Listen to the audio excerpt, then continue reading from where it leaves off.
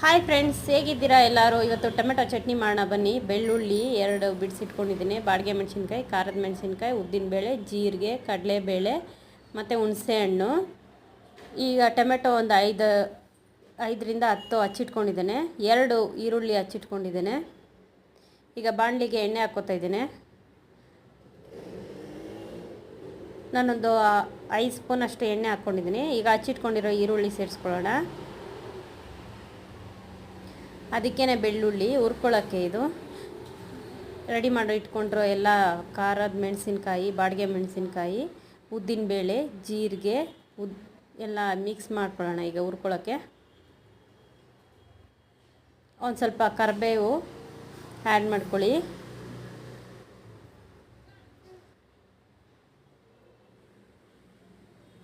ಈಗ ಇದನ್ನು ಹುರ್ಕೊಳ್ಳೋಣ.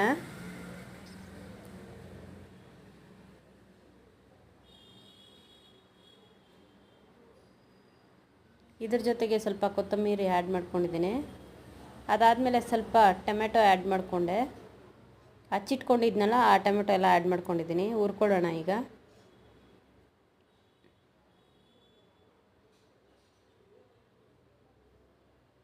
ಈಗ ಪುದೀನ ಆ್ಯಡ್ ಮಾಡ್ಕೊತಾ ಇದ್ದೀನಿ. ನಾನು ಪುದೀನ ಫ್ಲೇವರ್ ಹೋಗ್ಬಿಡುತ್ತೆ ಅಂತ ಟೊಮೆಟೊ ಹಾಕಿದ್ಮೇಲೆ ಆ್ಯಡ್ ಮಾಡ್ಕೊಂಡಿದ್ದೀನಿ. ಈಗ ಇದನ್ನು ಚೆನ್ನಾಗಿ ಹುರ್ಕೊಳ್ಳೋಣ. ಟೊಮೆಟೊ ಒಂದು ಸ್ವಲ್ಪ ಸಾಫ್ಟ್ ಆಗೋ ಥರ ಬೇಯಲಿ. ಇದಕ್ಕೆ ಕಲ್ಲುಪ್ಪು ಸೇರಿಸ್ಕೊತಾ ಇದ್ದೇನೆ.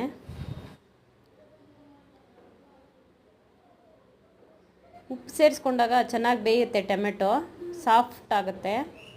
ನೋಡಿ, ಎಲ್ಲ ಕುದೀತಾ ಇದೆ. ನೀರೇನು ಹಾಕೋ ಅವಶ್ಯಕತೆ ಇಲ್ಲ, ಟೊಮೆಟೊಲಿರೋ ನೀರೇ ಸಾಕಾಗುತ್ತೆ. ಈಗ ರುಬ್ಬಕ್ಕೆ ಮಿಕ್ಸಿಗೆ ಹಾಕ್ಕೊಂಡು ರುಬ್ಬಕ್ಕೆ ಸ್ಟಾರ್ಟ್ ಮಾಡ್ತಾ ಇದ್ದೇನೆ.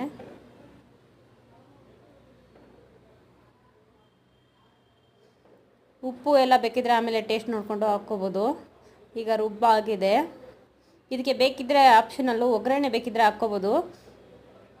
ಇಲ್ಲ ನಾವು ಹಂಗೆ ಇಟ್ಕೋತೀವಿ ಅಂದರೂ ಹಂಗೆ ಇಟ್ಕೋಬೋದು. ಯಾಕಂದರೆ ಎಲ್ಲ ಎಣ್ಣೆಲಿ ಹುರಿದಿರೋದ್ರಿಂದ ಒಗ್ಗರಣೆ ಹಾಕಲೇಬೇಕು ಅಂತ ಏನು ಇದಿಲ್ಲ. ತುಂಬ ಚೆನ್ನಾಗಿ ಬಂದಿದೆ ನೋಡಿ.